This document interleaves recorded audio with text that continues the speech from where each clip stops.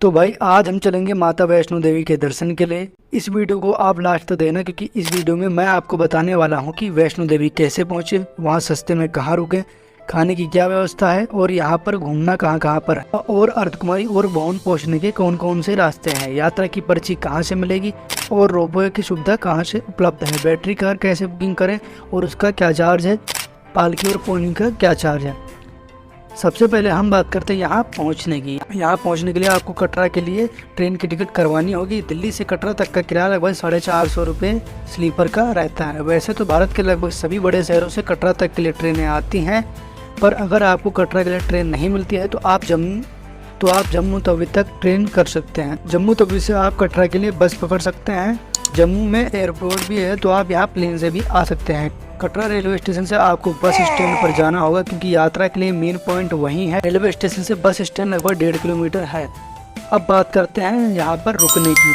आपको bus stand के पास room आराम से मिल जाएंगे। यहाँ पर रूम नॉर्मली 450 रुपये से स्टार्ट हो जाते हैं। 700 से 800 तक आपको अच्छी फैसिलिटी वाला रूम आराम से मिल जाएगा। आप यहाँ पर श्री माता वैष्णो देवी श्राइन बोर्ड के भवन में भी रह सकते हैं, जहाँ पर डॉर्मेट्री के 100 रुपये, डबल बेड के 1450 रुपये और 4 बेड के 1700 रुपये हैं। इसके रूम आप ऑनलाइन बुक कर सकते हैं और आप यहाँ आकर भी रूम बुक कर सकते हैं।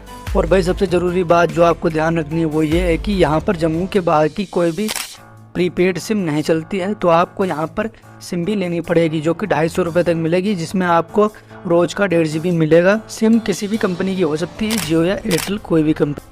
अब हम बात करते हैं यात्रा रजिस्ट्रेशन की।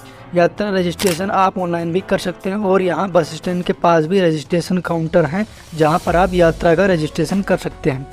मैं आपको सजेस्ट करूँगा कि आप यात्रा रजिस्ट्रेशन ऑनलाइन ही करें, जिससे कि आप यहाँ पर लंबी लाइन से बच सकते हैं। अब हम बात करते हैं यहाँ पर बस स्टैंड से माता के मंदिर के लिए यात्रा करने का बेस्ट टाइम कौन सा है। वैसे तो आप किसी भी समय पर अपनी यात्रा की शुरुआत कर सकते हैं। पूरे रास्ते पर लाइट लगे होने के कारण आपको कोई भी चिंता करने की ज़रूरत नहीं है। अगर आपको अपनी यात्रा एक ही दिन में कवर करनी है तो आपको सुबह 4 से 5 बजे के बीच अपनी यात्रा शुरू करनी होगी।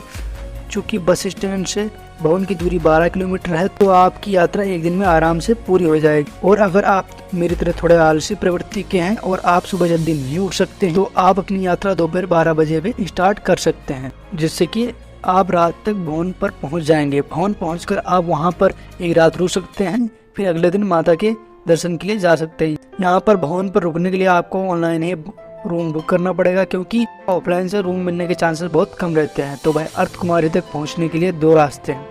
एक पुराना रास्ता है जो कि बाणगंगा और चरण पादुका से होते हुए अर्धकुमारी पहुँच जाएगा। यह रास्ता 6 किलोमीटर का है। यात्रियों की सुविधा के लिए एक दूसरा रास्ता भी बनाया है, जिसकी दूरी 7 किलोमीटर है।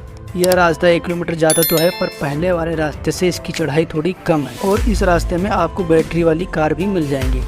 इधर से मंदिर जाते हुए आपके लिए दूसरा वाला रास्ता ही बेहतर रहेगा। दोनों रास्ते पर आपको थोड़ी थोड़ी दूरी पर खाने पीने की चीज़ें और वॉशरूम की सुविधा आराम से मिल जाएगी। अर्धकुमारी पहुंचकर आपको वहां पर गर्भजून के दर्शन करने होंगे। गर्भजून में दर्शन के लिए आपको टोकन लेना पड़ेगा, जब भी दर्शन होंगे। और अगर आप यहां पर अर्धकुमारी में रुकना चाहते हैं तो आप यहां पर बने हुए हॉल में रुक सकते हैं, जो कि बिल्कुल फ्री है। और यहाँ आपको कंबल भी मिल जाएंगे, जिसकी सिक्योरिटी चार्ज 100 रुपये है, और कंबल वापस करने के बाद आपको ये 100 रुपये भी वापस कर दिए जाएंगे, यानी कि कंबल भी फ्री है।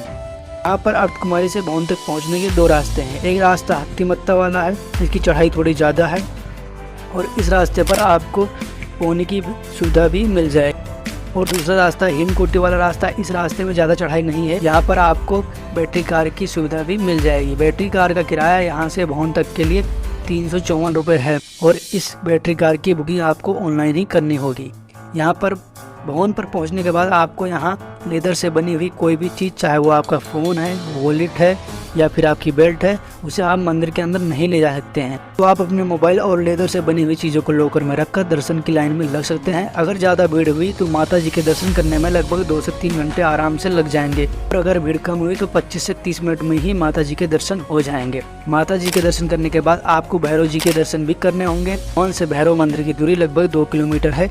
भैरव मंदिर तक पहुंचने की चढ़ाई बहुत ज़्यादा है। यहाँ तक आने के लिए आप पोनी और रोपवे का इस्तेमाल कर सकते हैं। रोपवे का किराया 100 रुपये है, जिसमें आना जाना दोनों रहता है और रोपवे की सुविधा शाम को 4 बजे तक ही रहती है। जब आप रोपवे का टिकट लेते हैं तो आने जाने का दोनों का टाइम लिखा रहता है, इसलिए दिए गए टाइम के अंदर ही आपको भैरव जी के दर्शन करके वापस आना होगा। भाई यहाँ भैरव मंदिर से माता जी का भवन बहुत ही खूबसूरत दिखाई पड़ता है। अब यहाँ से वापस जाने के लिए आप बैटरी कार बुक कर सकते हैं, जिसका किराया 236 रुपये है।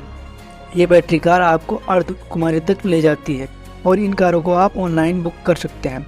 अब हम बात करते हैं पोनी और पालकी के चार्ज की, जो कि स्क्रीन पर मैंने दे रखा है।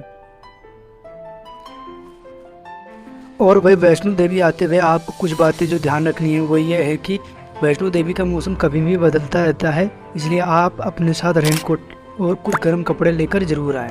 और भाई यहाँ पर आते हुए आप कुछ दवाइयाँ भी रख के लेकर आएँ, तो हो सकता है यहाँ पे चढ़ाई करते हुए आपकी तबीयत ख़राब हो जाए। आप पेन किलर, जुकाम, बुखार और भी बहुत सारी दवाइयाँ ला सकते हैं। और भाई अगर बात करें यहाँ पर आने की टाइमिंग की, तो वैष्णो देवी की यात्रा वैसे तो पूरे साल चलती है, पर आपको यहाँ पर नवरात्रें और मानसून के टाइम पर नहीं आना है, क्योंकि नवरात्रों के टाइम में भीड़ बहुत ज़्यादा होती है और मानसून के टाइम पर यहाँ पर भूस्खलन का काफ़ी खतरा रहता है। तो आप इन 2 टाइम को छोड़कर पूरे साल में कभी भी आ सकते हैं। और भाई ये एक मैप है जिसमें कटरा से भवन तक का सारा रूट दिखा रखा है, तो आप इसको एक बार ध्यान से देख लीजिए। तो भाई अगर आपको ये वीडियो अच्छी लगी हो तो वीडियो को लाइक कर देना और चैनल को भी सब्सक्राइब कर देना।